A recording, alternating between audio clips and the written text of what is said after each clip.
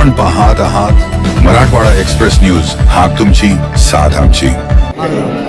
उदगीरमध्ये त्यांचं आगमन होतं. त्या आगमनानिमित्त त्यांचं स्वागत करण्यासाठी उदगीरकर त्या ठिकाणी मोठ्या संख्येनं त्यांचं स्वागत त्या ठिकाणी करण्यात येणार आहे आणि त्यांची उत्सुकताही उदगीरकरांना त्या ठिकाणी आहे.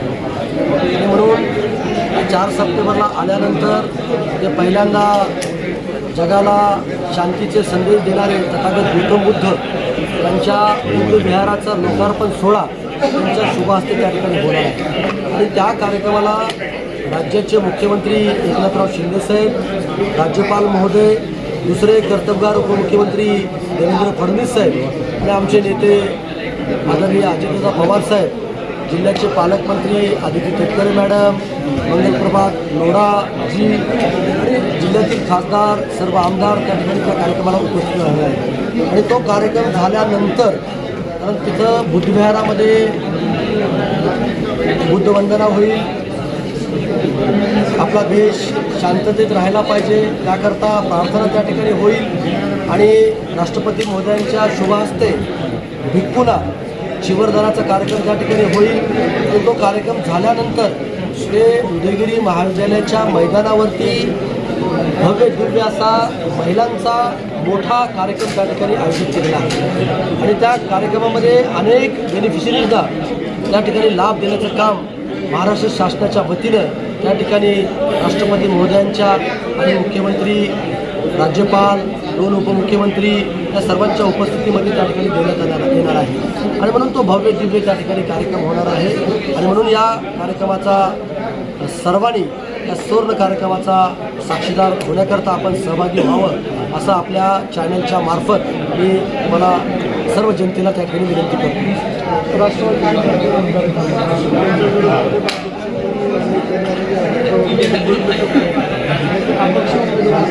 खाली 3-3दा फिल्म हलवा बघा, कोण काय बोलावं त्यांची काय पक्षाची अधिकृत भूमिका तशी नाही आहे. आणि महायुती म्हणून आम्ही सरकारमध्ये त्या ठिकाणी आहोत.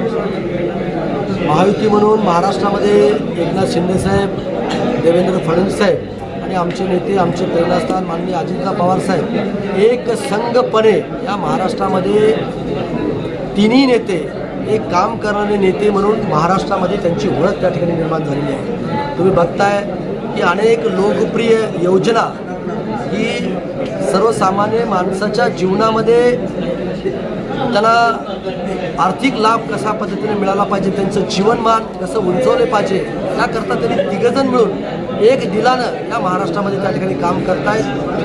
मुख्यमंत्री माझी लाडकी बहीण योजना तर तुम्ही बघताय की एक खूप मोठी लोकप्रिय झाली आहे.